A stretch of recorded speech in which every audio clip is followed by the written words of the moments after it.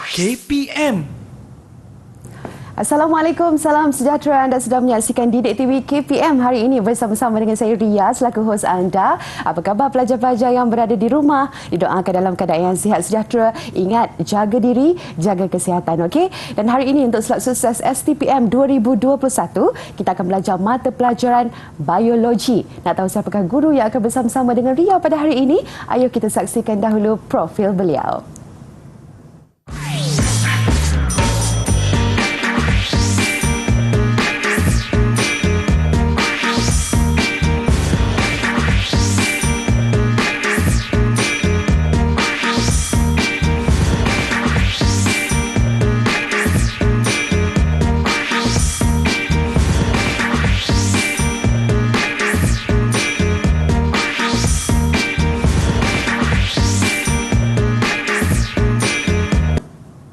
Baik, itulah dia, kita dapat saksikan profil guru kita pada hari ini. Dengan itu saya ingin mengalu-alukan kedatangan Cikgu Charles Junior. Assalamualaikum Cikgu. Assalamualaikum. Apa khabar? Sihat, alhamdulillah sihat. Okey, apa khabar? Baik, alhamdulillah. Dan hari ini kita tahu Cikgu, kita akan belajar mata pelajaran biologi untuk sukses STPM 2021.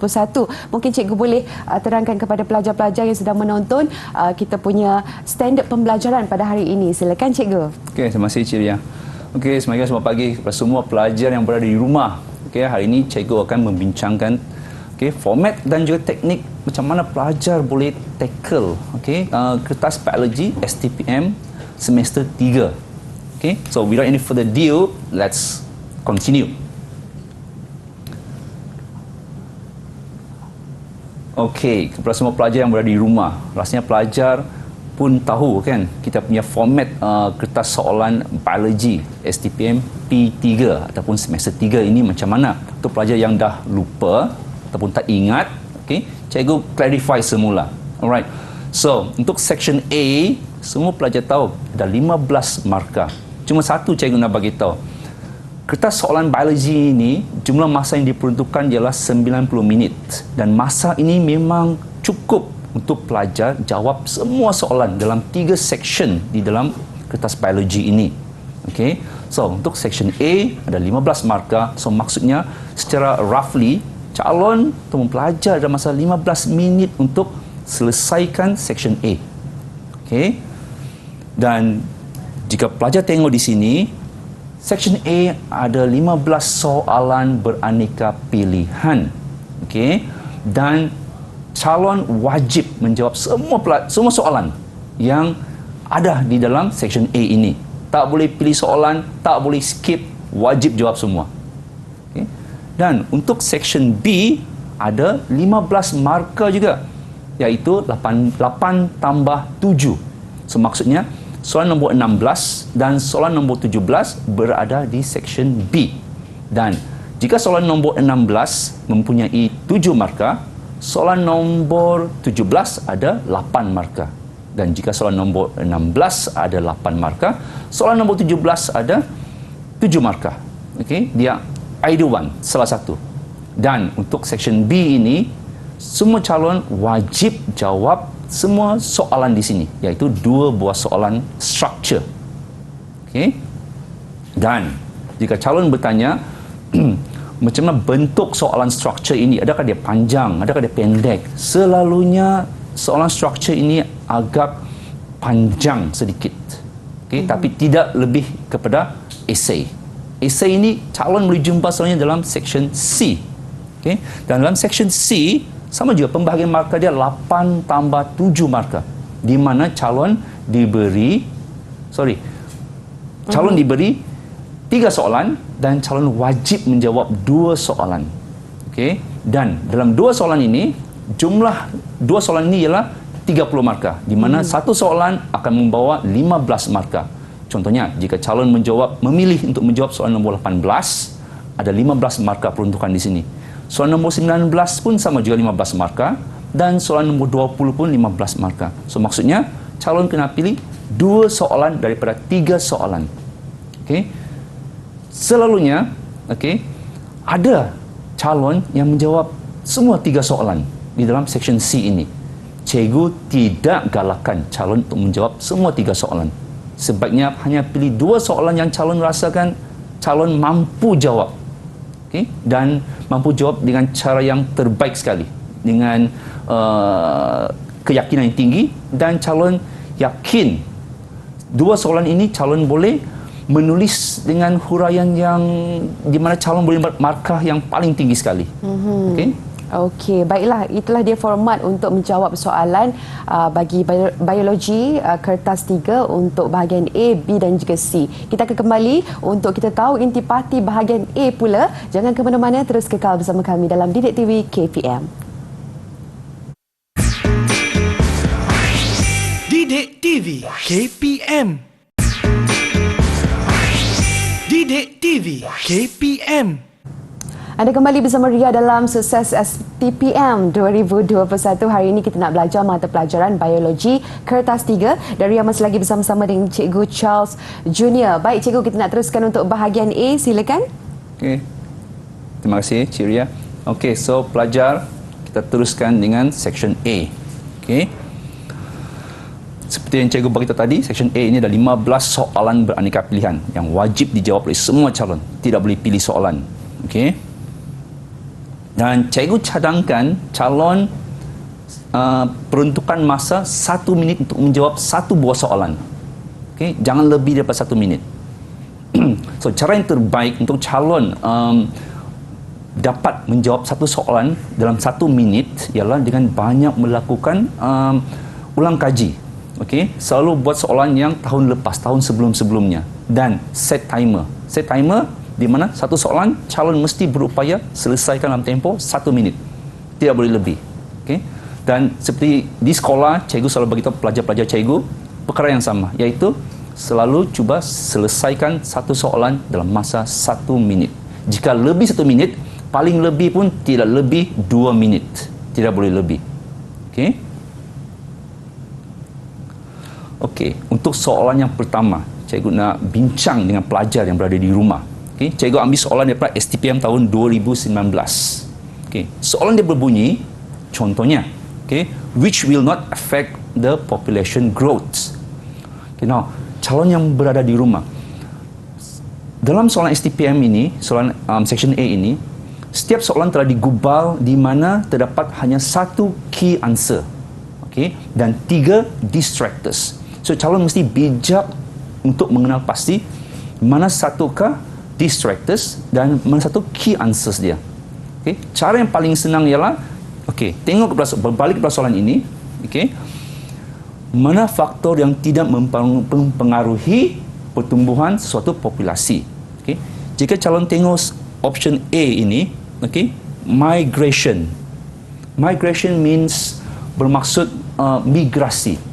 Migrasi ini di mana satu keadaan di mana ada pertambahan populasi sebab adanya perpindahan sekumpulan populasi ke suatu populasi yang lama. So ini secara langsung akan menambahkan populasi itu. Betul kan? So ini mempengaruhi population growth, okay, of in an environment. Jadi A ini memang option yang tak betul. Maksudnya bukan key answer tetapi distractor. Okay, so kita cancel. So kita telah kena pasti ini ialah distractor yang pertama.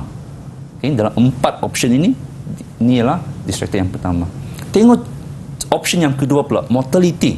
Mortality ialah kematian, okay, ataupun death. So bila ada kematian dalam suatu populasi, mestilah population growth itu akan berkurangan. It's pretty obvious. So B ini pun mestilah distractor, bukannya key answers. Okay. Now, next is natality. Natality is birth or birth rate. So, birth, it will give rise to the population number. So, natality should be one of the distractor. It cannot be the key answer. Okay, so kita cross out. So, now A, B dan C, kita telah cross out option jawapan ini. Kita telah kenal pastikan ini ialah distractor. So, yang tinggal hanyalah mutation. Now, mutation, it doesn't change the population growth because if an individual or many individuals in that population, okay, undergoes mutation, their numbers doesn't decrease or increase. The mutation stays there. Boleh faham pelajar yang berada di rumah? Okay, so A, B dan D ialah distractors. C ialah key answer. Jadi pelajar boleh pilih C sebagai key answer. So poin cikgu ialah semasa pelajar ataupun calon terima soalan, sila baca soalan dengan tenang dan cuba kenal pastikan. Okay, distractors dengan key answer. Alright. So poin yang pertama tips yang pertama cikgu nak bagi tahu di sini ialah cross out the distractors that are unrelated to the questions. Okay, or which are obviously wrong. Okay, boleh ya? Contoh soalan yang nombor 2 pula. Okay, the conditions of a woman are given below. So ada satu jadual di sini. Ada satu table di sini. Okay, dan beberapa penyataan.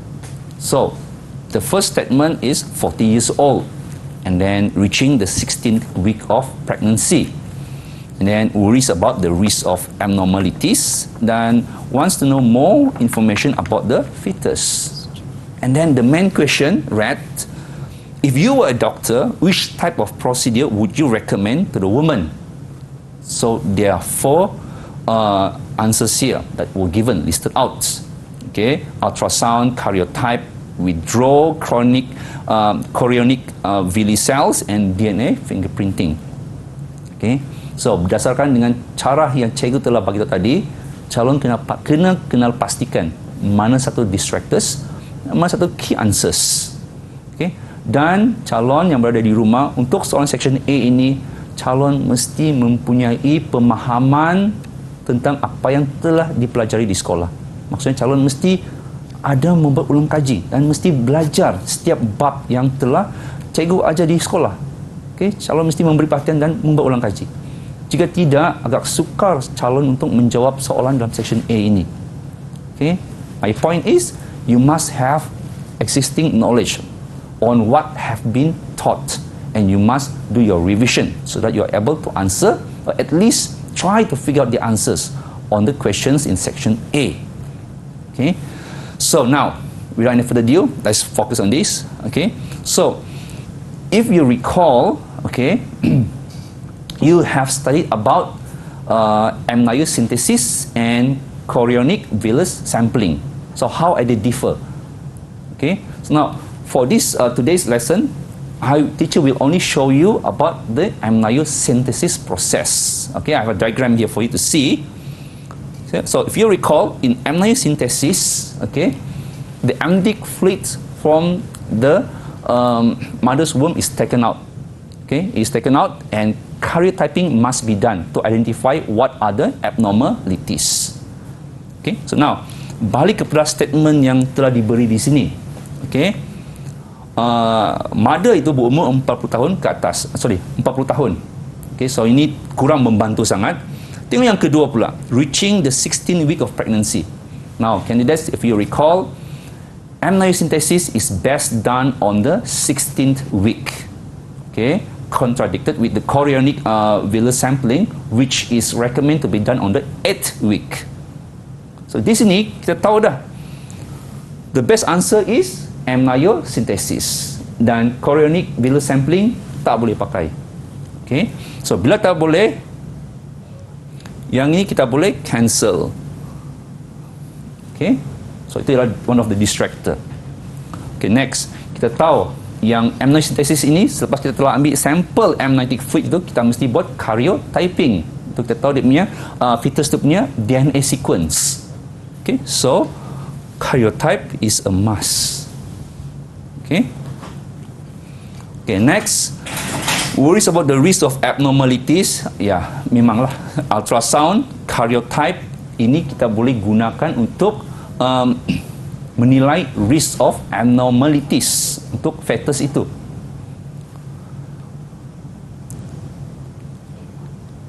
So, DNA fingerprinting ialah distractor. Kenapa distractor? Sebab if you recall, usually DNA fingerprinting is done when there is a crime, when we want to make comparison between a suspect with the crime scene.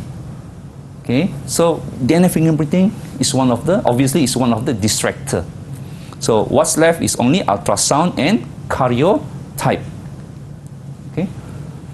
So jawapan dia ialah 1 dan 2, which is A. Okay, boleh calon di rumah? Boleh. So cikgu nak bagi tahu calon, pastikan sebelum peperiksaan calon boleh membezakan antara amniocentesis dengan chorionic villus sampling. Okey. Okey, soalan seterusnya. Read the questions carefully and pay attention to the keywords like except, not true, false or true. Okay, sometimes candidates, okay, the question, this key question will be bolded. Some it won't be bold. So you have to use your sharp eyes to identify these keywords. All right. So for this question, STPM 2019. All right. So the question read, which are true about continuous variation? So again, candidates, this question tests your understanding between continuous variation and discontinuous variation. Okay, now, if you recall, these two graphs here tell you how these two variations are differ. Okay, now, bila bercakap pasal variation, okay, cikgu selalu bagi tahu pelajar cikgu, okay, tengok perkataan continuous variation. Continuous means continue, bersambung. Maksudnya dia sentiasa berubah. Variation yang sentiasa berubah. Discontinuous variation, discontinuous, tidak bersambung. Maksudnya dia ialah variation yang tidak akan berubah. Dan talking about continuous variation, okay, the easiest example that I tell my students is mass, body mass or height. Like your height, it keeps on changing as you growing up. Your mass, your body mass, obviously, it keeps on changing, right? Year by year. Okay? If you overeat, obviously your body mass will further increase. If you don't eat much, your body weight might decrease. Okay, so now tengok yang option jawapan pertama, shows a discrete distribution. Okay, discrete distribution. Ini untuk continuous variation, bentuk graf ialah bell shape. This is not a discrete distribution. This is a discrete distribution, which is shown by discontinuous variation. So meaning to say, option 1 bukannya jawapan. It is one of the distractor. Okay. Next, the characteristics that can be measured. Yes, your body mass. Can you measure your body mass? Can you measure your height? Yes, you are able to. So nombor 2 ini mesti one of the key answer. Okay, so this one is not one of the key answer, yet it is the distractor. Nombor 3, not affected by environmental factors. Now, candidates, students, okay, your body mass, for example, is it being affected by the environment? Yes, it is. You eat more, you gain more body mass. You eat less, you might lose some of your body mass. Okay. So, 1 kita buang, 3 pun kita buang because these are the distractor. Now, what about the 4th one? 2 or more genes control the same characteristics. Yes. Okay, if you recall your knowledge, what you have learned in school, yes. Continuous variation is controlled by polygenes. Okay, so key answers ialah 2 dan 4, which is D. Okay, pelajar.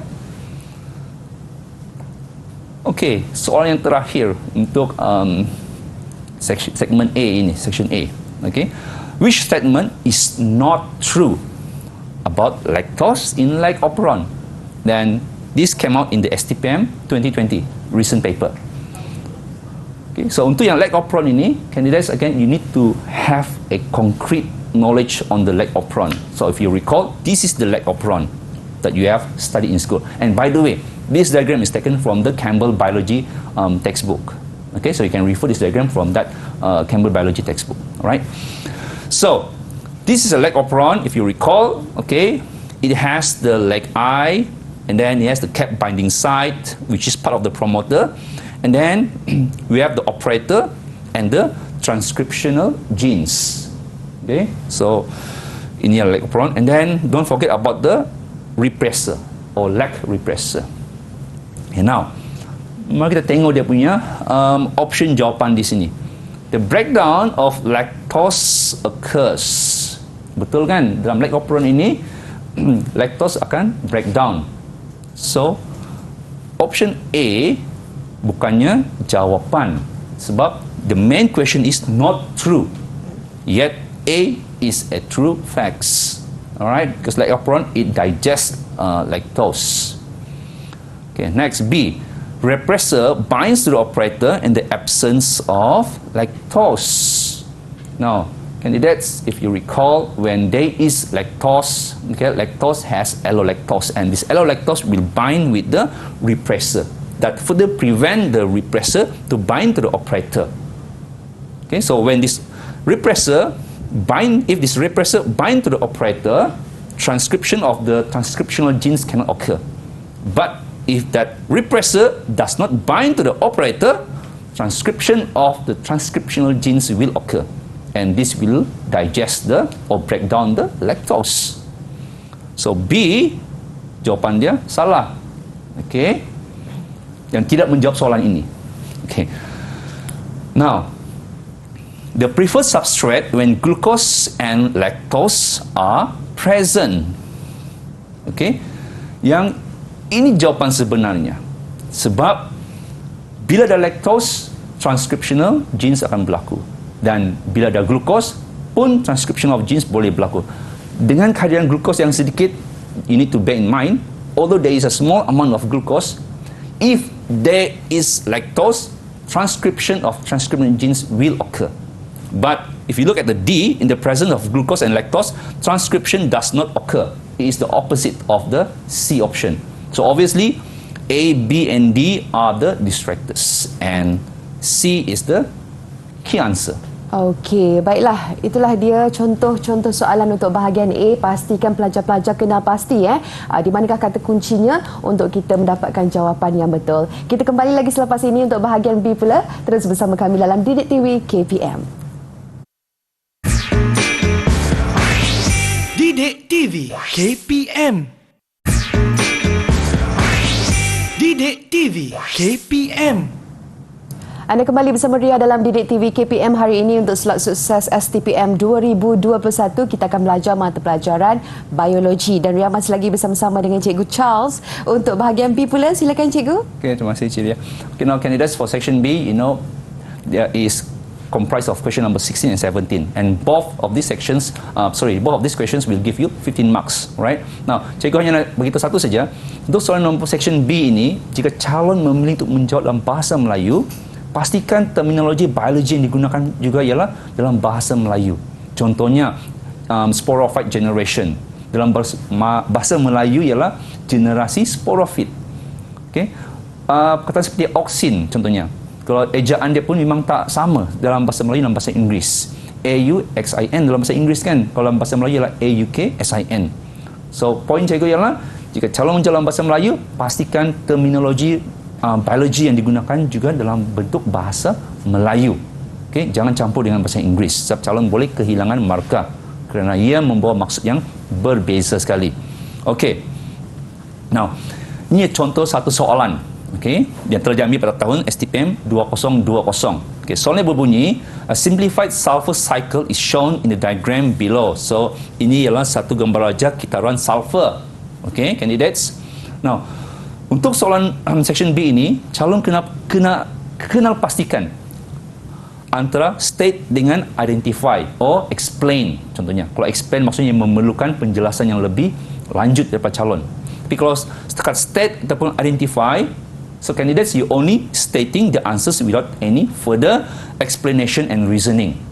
Okay, satu jawapan yang pendek cukup dah. Tidak perlu jawapan yang panjang lebar. Okay, so the length of your answer is based on the answer space given and the marks allocated. Jika calon tengok di sini, soalan yang pertama ialah identify K and L dan hanya 2 markah sahaja. Okay, so satu markah untuk K, satu markah untuk L. Apa itu K, apa itu L? So now, jika calon study sulfur cycle ini, okay, K ini ialah sulfate ion, because sulfur oxidize akan jadi sulfate ion. Okay, dan L pula yang ini, okay, hydrogen sulfide, because waste and decaying organisms, when they are being decomposed, they will break down into hydrogen sulfides dalam sulfur cycle. Now, candidates at home, question number 16 and 17, right? There is a reason why they give you the diagram here. Meaning to say, you really need to study the diagram. Whatever diagram that is given, you need to study diagram. The answer lies within the diagram. Okay? Pelajar cikgu sendiri pun kadang-kadang bila diberi soalan nombor 16, 17 ini, mereka akan tak study sangat diagram ni. Kerana mereka cuba berfikir, membayangkan diagram yang lain. Tidak boleh. Jawapan mesti berada dalam soalan itu sendiri. Okay? Soalan memberikan kata kunci jawapan itu. So, cara yang terbaik ialah untuk calon membiasakan diri dengan study diagram ini ialah selalu membuat ulang kaji latihan yang melibatkan soalan-soalan tahun sebelumnya. Okay? Bila calon dah biasa membuat soalan tahun-tahun sebelumnya, calon akan dapati yang soalan ini, the only way how to tackle is by studying the diagram given. Okay? Okay, soalan seterusnya, state the condition which enables the process at step 1 to occur. So, what is the condition that required for the step 1 to occur? Okay, seperti yang cikgu beritahu sebelum ini, jawapan yang ringkas sahaja. Sebab soalan dia pun berbunyi states. Okay, tak perlu tulis semula soalan dalam jawapan itu. So, the presence of oxygen. Okay, kalau kita tengok di sini, waste and decaying organism. Okay, now, decomposers are bacteria or microorganisms, and they are living things. Okay, and they need oxygen. Okay, to decompose any organic matters. So, presence of oxygen. Nampak? Sangat mudah kan? Okay, so yang seterusnya. At which steps do the following processes take place? Okay. Satu, reduction. Dan yang kedua ialah oxidation. Di mana berlakunya proses reduction dan oxidation? Di dalam step 1, 2, 3 dan 4 ini. So, reduction ialah step 4. Boleh nampak kan? Macam mana pembentukan hydrogen sulfide is via reduction. And then oxidation obviously is step 1, step 2 and step 3. Okay. Dan jika calon tengok di sini, pembagian markah untuk step reduction iaitu step 4 hanya satu markah saja. Dan untuk oxidation ada dua markah di sini. So, dua markah maksudnya ada dua jawapan yang diperlukan. Okay. So, step 1, step 2 or step 3. Now, candidates, if the question asks you for only one answer, you only give one answer. If the question asks you for two answers, you only give two answers, not more than that. Why is it so? Now, let's say for this particular question, okay, 2 marks were allocated, so this question requires two answers from you. Let's say you give 3. You write there step 1, okay, and then you write there step 2, and then you just simply write another step, which is step 4, which you think it is one of the answer. So, 2 correct answers and 1 wrong answer. So, what will happen? You lost all the marks here. Sebab kenapa? Jawapan yang akhir ini salah. So, ini membayangkan pemahaman calon salah. So, jawapan calon yang awal ini tak diterima. So, semuanya salah. So, poin cikgu ialah jika soalan bertanya satu jawapan, beri satu jawapan. Jangan beri lebih. Okay? Jika jawapan yang calon beri itu betul, calon dapat markah. Tak apa. Tapi jika salah, calon kehilangan markah. So, candidates, write only the needed answers. Be 100% confident in your answer. I always tell my students like this. You must be confident. Write answers that you feel really sure that is the answer for that question. If it's not, then don't write it at all. Right? Okay, now, so yang seterusnya, why the bacteria involved in step 2 are present in shallow waters and above decaying organic matters? 2 markah. So, ada 2 jawapan di sini. Sekurang-kurangnya kena bagi 2 jawapan. So, the bacteria is a photosynthetic bacteria. Betul kan? On shallow waters. Bakteria yang di atas permukaan air ini, on shallow waters, it needs the sunlight. Okay, to do photosynthesis. Kalau bakteria yang di dasar laut, contohnya, in deep water, it is not a photosynthetic bacteria. Okay, so the bacteria is a photosynthetic bacteria, okay, that oxidize hydrogen sulfide to sulfur. So dalam kalau calon ingat, dalam sulfur cycle hanya melibatkan pertukaran daripada sulfur ke sulfur oxide ataupun sulfide ions ataupun ke hydrogen sulfide. Dia tak lari daripada ini. Hanya di sekitar 3 compound ini sahaja. Okay. So candidates, write your answer in short and simple sentence. Do not rewrite the question. Okay, nampak jawapan di sini pun hanya ringkas sahaja. Okay, tidak panjang dan cikgu tidak menulis semula soalan di dalam jawapan. Now, soalan yang seterusnya. Okay, STPM 2020. The structure of a tRNA is shown in the diagram below. Okay, ini gambar aja tRNA. Okay, name P and then name the enzyme involved in the production of tRNA. Okay, name P dan hanya satu markah. So calon tahu dah, hanya satu jawapan yang ringkas saja. Apakah P ini? What is this? Okay, dan kalau calon pernah dah belajar, calon tahu P itu ialah anti-codon. Tiada jawapan yang lain. Okay, anti-codon adalah tRNA. Pada mRNA ialah codon. Betul kan? Okay. Next, name the enzyme involved in the production of tRNA. Okay, hanya ada satu enzim sahaja yang terlibat dalam pembentukan ataupun penghasilan tRNA ataupun pengaktifan tRNA, iaitu amino acid tRNA synthesis. Is RNA polymerase 3. Okay, RNA polymerase 3. Okay, enzim yang diperlukan dalam sintesis tRNA. Dalam pengaktifan tRNA ialah amino acid tRNA synthesis. Okay, now RNA polymerase 3 ini, jika calon ingat, calon telah belajar ada 3 jenis RNA polymerase. RNA polymerase 1, RNA polymerase 2 dan RNA polymerase 3. So, pada tahap sekarang, calon sepertinya telah boleh membezakan antara 3 jenis enzim ini dan dari segi fungsi mereka. Okay, RNA polymerase 1, polymerase 2 dan polymerase 3. Dan bila masa mereka ini diperlukan. Okay. Okay, now, untuk soalan yang seterusnya, circle on the diagram the attachment site of an amino acid. Okay. Calon, untuk soalan yang melibatkan calon melukis, melakar, okay, sesuatu gambar raja, pastikan calon melukis atau melakar itu dengan tepat sekali. Contohnya yang ini, di manakah attachment site of an amino acid? Obviously di 3'. So macam mana nak lakar 3' itu, nak bulatkan dia ataupun nak square ke? Okay, cikgu cadangkan calon bulatkan saja, dan masa bulatkan itu bulatkan dengan tepat. Okay, calon tahu di sini, so bulatkan di sini. Jangan bulatkan sehingga melangkaui bukan yang sepatutnya. Contohnya di sini cikgu bulatkan sehingga terkena pada 5'. Jawapan dah salah dah, tak betul lah.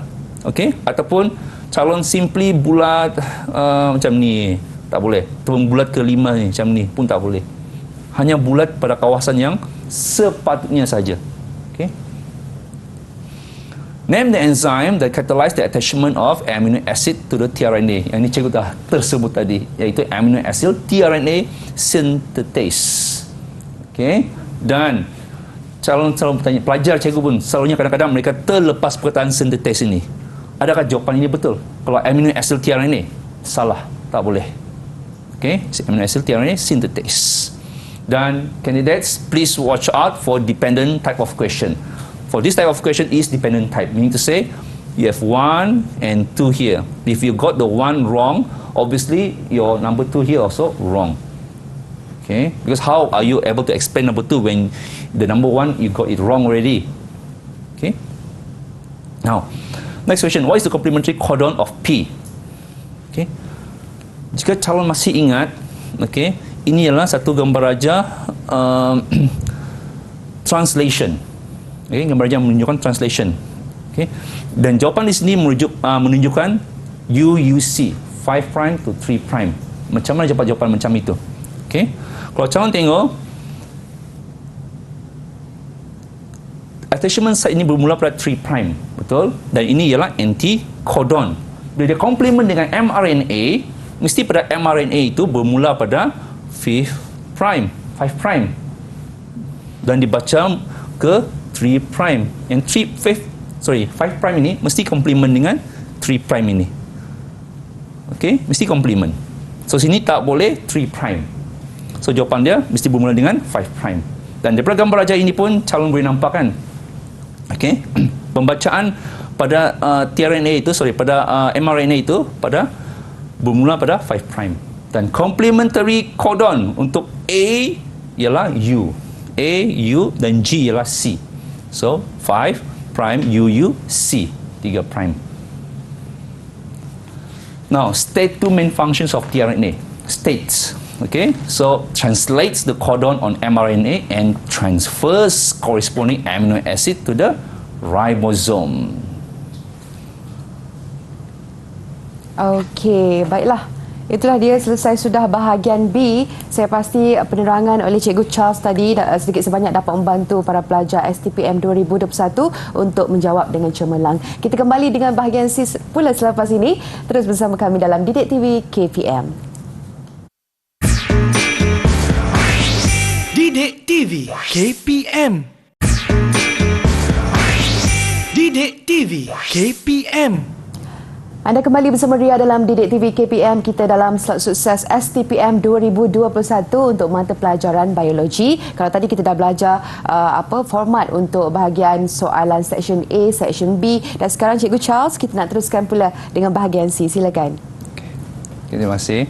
Okay, now candidates for section C, okay, as what I've mentioned earlier, 3 questions, you have to choose 2 questions, right? And both questions, which is question number 18, 19 or 20, depending on which question you choose, will give you total of 15 plus 15, which is 30 marks, okay?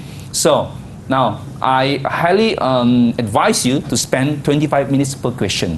So, overall, since you are going to answer 2 questions, that would be 50 minutes altogether, okay? So, now, students, only decide the 2 essay questions that you can answer confidently, all right? And do not draw your diagrams to represent your answers unless in the question stated with the aid of a diagram. Meaning to say that question wants you to draw a diagram, that way eventually you have to make some explanation or elaboration based on your diagram that you have drawn, okay? So now, candidates, I'm sure you have seen or come across these 3 types of questions that usually come in the exam, which is describe, differentiate, and explain. How do they differ with each other? Now, for describe, it requires discussion that is fixed and not influenced or exploited by factors or conditions. Example, like SPM 2020, all right, the recent exam. Describe allopatric speciation. Okay, and with the aid of label diagrams, describe the Michelson installed experiment of DNA replication. Okay, ataupun senang cerita, describe ini, jawapan untuk soalan yang berbunyi describe hanya copy paste dengan apa yang calon telah belajar saja. Okay, now when it comes to differentiate, it requires candidates to give concrete comparison between subjects or parameters in the question. Okay, so one of the example question is this: differentiate between missense and nonsense mutations. Okay. Then explain requires discussion on unfixed or exploited conditions. Okay. Stated in the question, answers will be very dependent on the situation given in the question. Contohnya, explain how disruptive selection can cause speciation. And usually candidates, you will only answer about disruptive selection, but you can't relate with the speciation. So for question that read, explain, you have to be very careful. Okay, your answers depends on the keywords of the questions. Okay, now tengok jawapan untuk soalan yang pertama, iaitu describe allopatric speciation. This is suggested answers by me.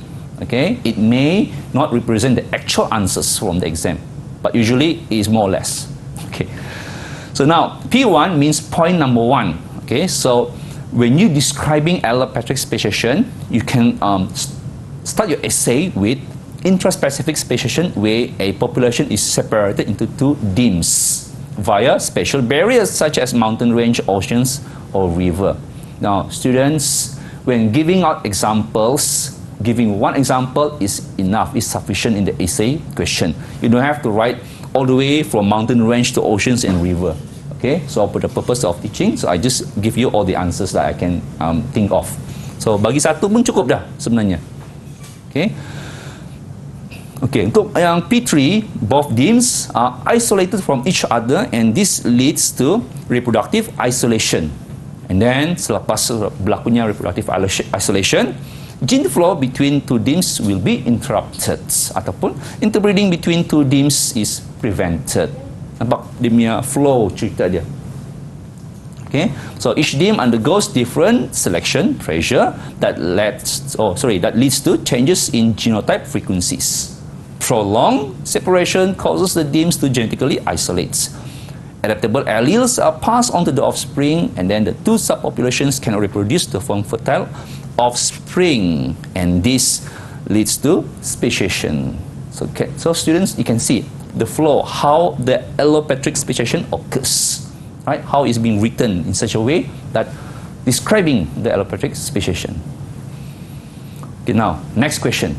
With the aid of label diagram, describe the mesosomal stall experiment. Okay, so calon kena lukis gambar aja because the question says with the aid of a diagram. Okay, dan selalunya kalau soalan yang macam ini ada markah diperuntukkan untuk gambar aja yang dilukis. Okay, so ini gambar aja yang calon kena lukis. Okay, so lukis test tube tu dengan betul dan labelkan test tube tu. Okay, ini ialah sebelum transfer 14N, okay, nitrogen 14, dan ini one cell generation, dan ini pula two cell generations after the transfer to 14N. Okay, so gambar aja yang betul dilukis satu markah, okay, dan label satu markah, so dua markah selalunya. Jika graf, 3 markah peruntukan diberikan selalunya.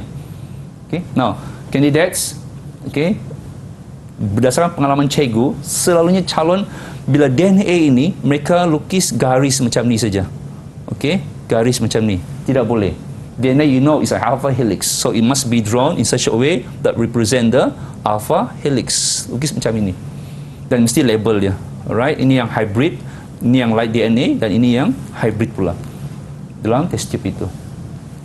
Okay, now contoh jawapan ialah E. coli, candidates, this must be underlined because under binomial naming. Okay, mesti di underline. So E. coli was cultured many generations in a heavy N15 nitrogen medium so that all the DNA strands would be heavy. I'm sure you are aware of this, right? Okay, next, the E. coli produced heavy DNA strands because the heavy N15 is incorporated into the E. coli DNA nitrogenous bases. Okay, candidates, again, please underline. Okay, this is the name of the genus, the name of the species. Sila gariskan semasa menulis ini. Okay. The next, density gradient centrifugation of the E. coli will reveal the heavy DNA strand is at the bottom of the centrifugation tube, as the heavy DNA strand is denser than the normal DNA strand. Okay. And then the E. coli was then transferred and cultured, okay, in a medium with normal N14 nitrogen so that the newly synthesized DNA strands will be light. Okay, so this is a part of the suggested answer. And then we continue. DNA isolated from E. coli cells after 20 minutes and centrifuged in cesium chloride. Okay, students? To separate DNA into bands based on density. Okay? And then the DNA strand was found to contain hybrid DNA strands of both heavy and normal nitrogen. That will give you the 8 point. And then DNA isolated from the E. coli cells after 40 minutes and centrifuged in cesium chloride to separate DNA into bands based on density. That will give you 9 point. Okay. Then the DNA strand was found to contain half normal DNA strand and half hybrid DNA strand. Itu markah yang 10. Right? Now, without any further ado, let's continue with the differentiation type of questions. Now, here I just want to highlight you when you answer this type of question, make sure you use the word like while, whilst, whereas to show comparison between two parameters. Okay? So, like this. Okay? And like this. Okay? Now, usually candidates, okay, if you write one paragraph you talk all about the missense mutation, and then on the second paragraph you write all about the nonsense mutation. That is not accepted. You're not making comparisons.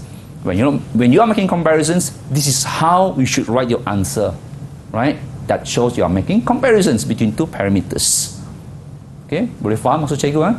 Jangan tulis dalam satu perenggan semua pasal satu bahagian saja. Alright. Last questions. Explain how disruptive selection can cause speciation. So penjelasan calon mesti menunjukkan macam mana speciation berlaku akhirnya. Okay, so disruptive selection occurs when a selection pressure acts against the intermediate group of phenotype and eliminates the intermediate group. That's P1. Okay, and then disruptive selection favors both the extreme groups of phenotypes. I'm sure you are aware of this, candidates. And then disruptive selection occurs when environmental condition fluctuates between two opposite extreme values. Then eventually population is split into two subpopulations, and then interbreeding or gene flow. Right, candidates, this is very important. Between the two subpopulations is prevented, and then the subpopulations are reproductively isolated and have developed different allele frequencies. So over time, the two subpopulations are unable to interbreed and eventually become two species, which is speciation. Right now, candidates, if 5 marks are allocated, usually, okay, the total points that you can write or allocated for you to get points or to get marks are more than the 5. Usually 6, 7, maybe 8 or 9. So I mean, say you can write more. So I can say that when you answer section C, write whatever that you know. Right? So it might give you high chances on getting marks. Right, candidates? Okey, jadi kalau kita tengok tadi cikgu bahagian C ni berbeza dengan bahagian A, yang mana bahagian A tidak dibenarkan untuk memberi lebihan jawapan kan? Ya betul. Section B sebenarnya. Betul. Jadi pelajar-pelajar jangan tersilap langkah ya. Dan saya pasti pengisian daripada Cikgu Charles tadi dah pun sedikit sebanyak dapat membantu kita untuk cemerlang pastinya dalam mata pelajaran biologi. Terima kasih Cikgu Charles sekali lagi daripada Kolej Tingkatan 6 Shah Alam, dan diharapkan dengan trik dan juga teknik yang diberikan tadi, semoga cemerlang pelajar kesemuanya dalam STPM 2021. Kita jumpa lagi untuk episod akan datang. Assalamualaikum. Bye-bye.